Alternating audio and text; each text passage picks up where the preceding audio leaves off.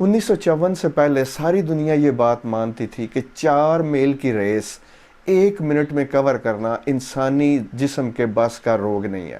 اور 1954 سے پہلے دنیا کا کوئی ایسا شخص نہیں تھا جس نے اس ریس کو 4 میل کی ریس کو 1 منٹ کے اندر پار کیا ہو۔ کوئی ایسا آدمی نہیں تھا جس نے 4 منٹ کی ریس کو 1 منٹ میں کور کیا ہو۔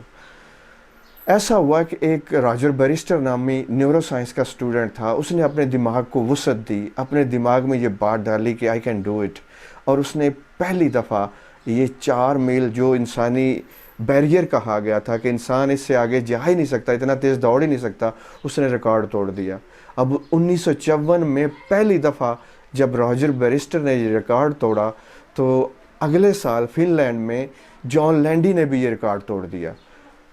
جو جان لینڈی جس نے کہا تھا کہ یہ انسانی بس کی بات ہی نہیں ہے کہ وہ 4 میل کا اپنا سفر 4 میل کی ریس جو ہے وہ 1 منٹ میں کور کر سکے، اور اس کے 2-3 سال بعد درجنوں لوگوں نے اس ریکارڈ کو توڑ دیا۔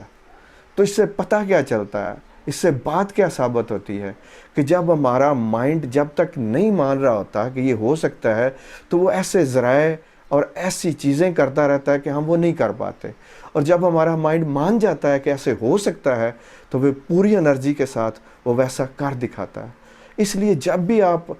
دیکھیں ایسی چیزیں جس میں انسان کے کمالات دکھائے جا رہے ہیں، کوئی بھی انسان اپنے کمالات دکھا رہا ہے، کوئی بھی انسان ایسے کام کر رہا ہے جو عام طور پہ ہر انسان نہیں کر سکتا، تو آپ کے مائنڈ کو کسی نہ کسی لیول پہ کانفیڈنس آئے گا کہ یہ بھی انسان ہے، میں بھی انسان ہوں، یہ کر سکتا ہے، تو اس کا مطلب ہے انسانوں میں اتنا زیادہ پوٹینشل ہے، اور آپ میں کانفیڈنس آئے گا۔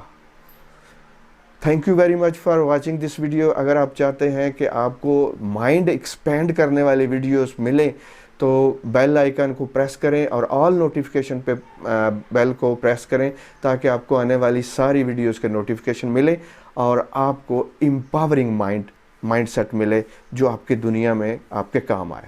Thank you very much.